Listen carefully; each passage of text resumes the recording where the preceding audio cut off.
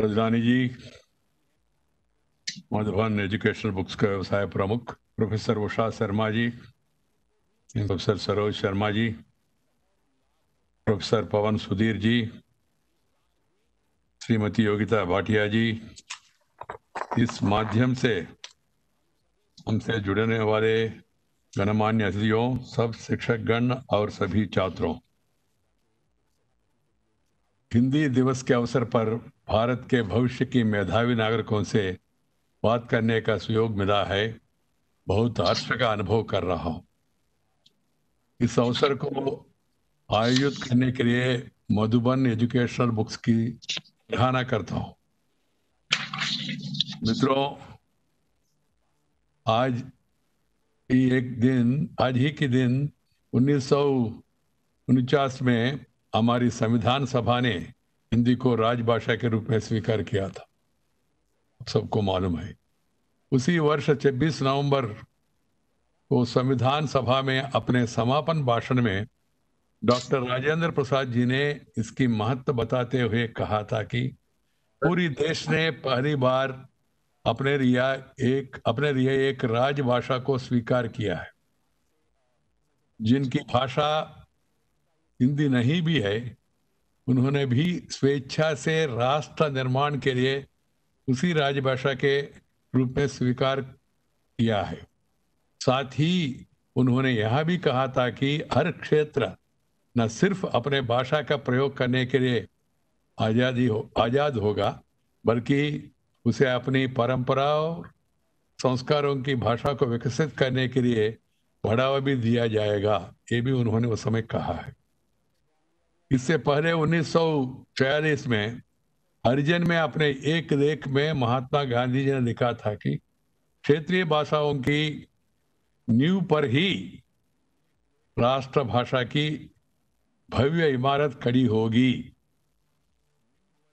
राष्ट्रभाषा और क्षेत्रीय भाषाएं एक दूसरे के पूरक है, विरोधी नहीं।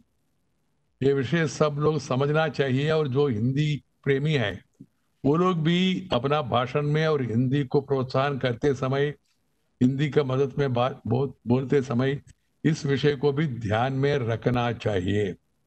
हमें याद रखना चाहिए कि गांधी जी ने 1918 में तत्कालीन मद्रास में दक्षिण भारत हिंदी प्रजा सभा की स्थापना की थी और उनके पुत्र देवदास गांधी जी ने पहले हिंदी प्रचारक बने, महात्मा जी का पुत्र।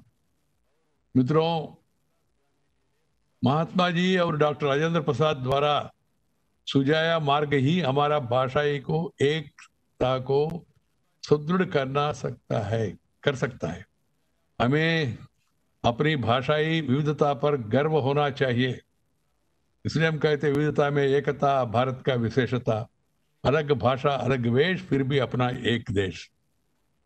हमारी सभी भाषाओं का समृद्ध साहित्यिक इतिहास रहा है। हमारी भाषाएं हमारा सांस्कृतिक धरोहर है। मेरा मानना रहा है कि न कोई भाषा थोप जाना चाहिए, न किसी भाषा को कोई विरोध होना चाहिए। हर भाषा वंदनीय है, हर भारतीय भाषा प्रमुख रूप में। कोई भी भाषा हमारा संस्कारों के तरह शुद्ध और हमारी आस्थानों के तरह पवित्र होती है। कोई भी भाषा समावेशी और स्थायी विकास के लिए शिक्षा का माध्यम मातृभाषा होनी ही चाहिए। इससे बच्चों को स्वयं अभिव्यक्ति करने में और विषय को समझने में आसानी होती है, पढ़ने में भी रुचि पैदा होती है। मुझे खुशी है कि नया शिक्षा नीति 2020 में भारतीय भाषा और संस्कृति के महत्व को स्वीकार किया गया है।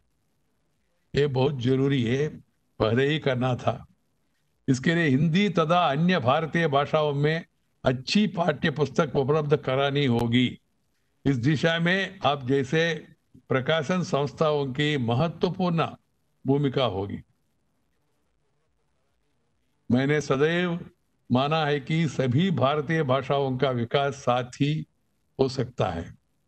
उनके बीच संवाद स्थापित करने में प्रकाशकों और शिक्षकों की महत्वपूर्ण भूमिका होगी। हम अन्य भारतीय भाषाओं को कुछ ना कुछ मुहावरे, शब्द या गिनती जरूर सीखे। मेरा आग्रह होगा कि हिंदी में भी छात्रों का अन्य भारतीय भाषाओं के प्रख्यात साहित्यकारों की जीवनी, उनकी कृतियों से परिचित कराया जाए, ये बहुत आवश्यक है। सदा हिंदी के साहित्यकारों और उनकी कृतियों से अन्य भाषाई क्षेत्रों के परिचित कराया जाए। हिंदी और अन्य भारतीय भाषाओं के सीखना आसान होगा, क्योंकि राष्ट्र के संस्कार, विचार तो समान ही है। ऑनलाइन भारतीय भाषा में सीखने के लिए आधुनिक तकनीक की सहायता ली जा सकती है। मुझे यह जानकर खुशी है कि मधुबन एजुकेशनल बुक्स विद्यालयों के लिए पाठ्य पुस्तकों का प्रकाशन करता रहा है। इस काम में आपको बुद्धिजीवी लेखकों का मार्गदर्शन भी मिलता रहे है।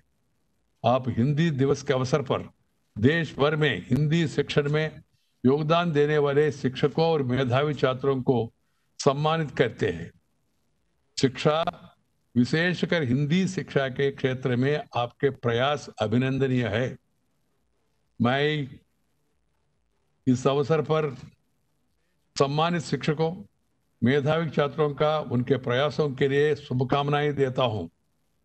मित्रों, हिंदी दिवस के अवसर पर आप सभी मेधावी छात्रों से मेरा अनुरोध होगा कि वे अपनी मातृभाषा का सम्मान करें, रोज के नियमित कामों में उसका प्रयोग करें। घर में परिवार के साथ, पड़ोसी के साथ, अपना इलाका में लोगों से मातृभाषा में ही बातचीत करना चाहिए। हिंदी और देश भाषा की भाषाओं का साहित्य पढ़े, उसमें लिखे, तभी हमारा भाषाओं का विकास होगा, वे समृद्ध होगी। हिंदी दिवस पर आप सभी का एक बार पुनः अभिनंदन करता हुए मैं चाहता हूं हम लोग धीरे धीरे देश भर में हिंदी भाषा को कैसा व्यापक रूप में प्रोत्साहन करना, ये काम हम सब लोग लेना बहुत जरूरी है। मैं जब दक्षिण भारत में जाता हूँ, वहाँ भी काफ़ी रुचि है लोगों में हिंदी सीखने के लिए, मगर कुछ लोग इसको विवाद का विषय बनाना चाहते। मेरा सुझाव यह है उन लोगों को, भाई देश में ज़्यादा सा लोग बोलने वाले भाषा हिंदी है। ये सीखना आपके लिए भी उचित होगा, आपका भविष्य के लिए भी उपयोगी होगा। और साथ ही साथ मैं हमेशा कहता हूँ सरकार को और सरकारों को, प्रदेश सरकारों को, सबको भी कोई भाषा को थोपना नहीं चाहिए किसी के ऊपर। इसलिए मैंने अंग्रेजी शब्द में कहा उन लोगों को, no imposition, no opposition, no imposition, no opposition. जितना भाषा आप सीख सके तो उतना अच्छा होगा। इस संकट का समय मैं बच्चों से बातचीत करते समय और परिवारों से, अलग अलग परिवारों से बातचीत करते समय उन लोगों को कहा भी, बच्चे अपना मातृभाषा के साथ हिंदी सीखने के लिए प्रयास करें। जो हिंदी इलाके में रहने वाले बच्चे, वो अपना मातृभाषा हिंदी के साथ एक दक्षिण भारतीय नहीं तो एक अन्य भारतीय भाषा सीखना बहुत उपयोगी होगा और जरूरी होगा। आप उत्तर प्रदेश से है, मध्य प्रदेश से है, राजस्थान से है, हिमाचल से है, आप तमिल सीखिए, तेलुगु सीखिए, कन्नड़ा सीखिए, मराठी सीखिए, मलयालम सीखिए, कोई भी अन्य भारतीय भाषा। जितना भाषा आप पढ़ेंगे, नहीं तो जितना भाषाओं में आप बोल सकेंगे, उतना आपका भविष्य अच्छा होगा, ये मेरा विश्वास है। मैं खुद दक्षिण भारत से आता हूं।